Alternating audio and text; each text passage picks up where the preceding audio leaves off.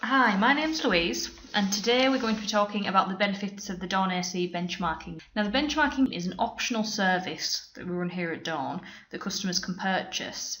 And the idea is that on a biannual basis, you will receive a hard copy of a benchmarking report, which will contain key statistical information, which will help you monitor your performance in terms of where you are with your data, such as percentage time in range and other figures that we'll have a look at shortly, but also to compare your site with other site performance as well. So how are you doing in relation to other sites? Just briefly give you an idea of the benchmarking. So every 6 months we send out a request to retrieve some data, and it's anonymised patient data. What we then do is take that data and we do some processing, and we then produce a report that we then post out to you.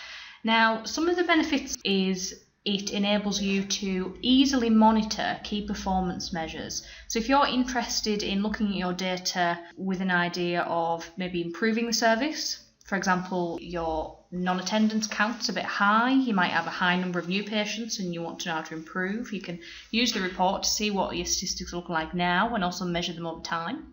It also assists in quality assurance principles as well. Obviously, you can't improve a process unless you measure it.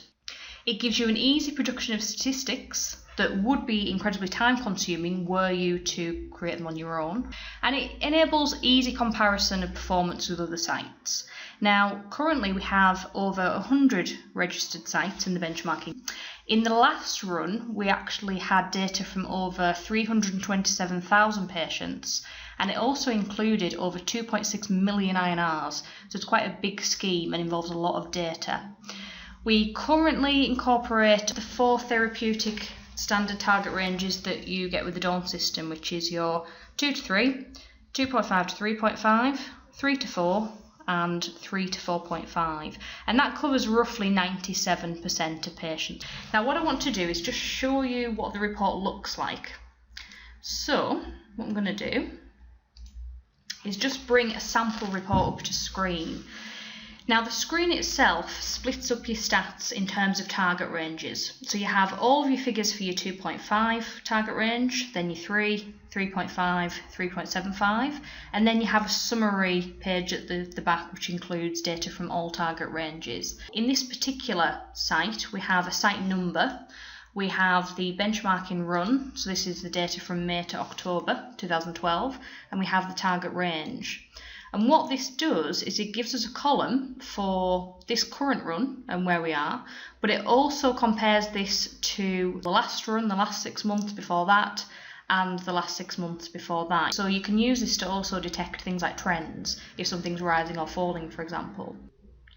So this report now contains lots of different figures, like number of patients, number of INRs.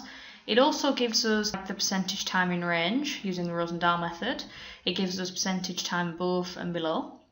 We also have what percentage of INRs are within 0.5 units of target and 0.75. We then look at things like the high INRs and the low ones, and your non-attendances as well. And then we have some means and averages, so we can see what your mean INR was during that 6 month period.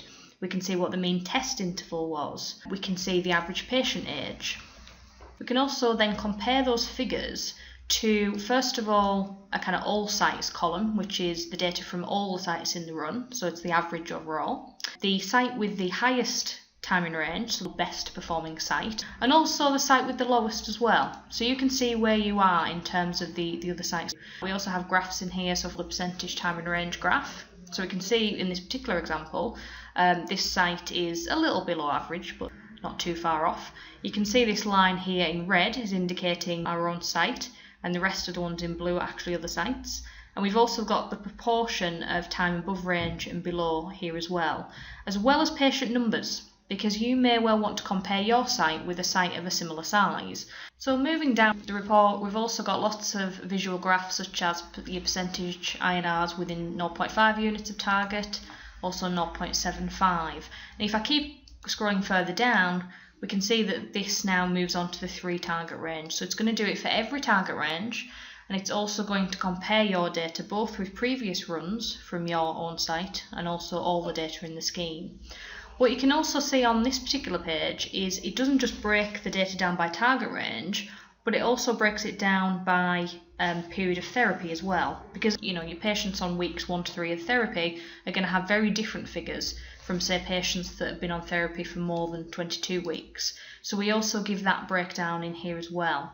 This chart of average daily INR graph actually gives us the average INR moving along from, by default, the last 3 years. So we can use this to track the average INR result or level over time, and it's exactly the same for this one here, which is a chart of your average daily INRs in range. So again, if you're looking at this report, looking at the graphs and can see a dip or a rise somewhere, then you may well be able to tie that into something else or another factor that's happened at your organisation. For more details or more information, or if you wish to purchase the benchmarking, please contact the Dawn sales team.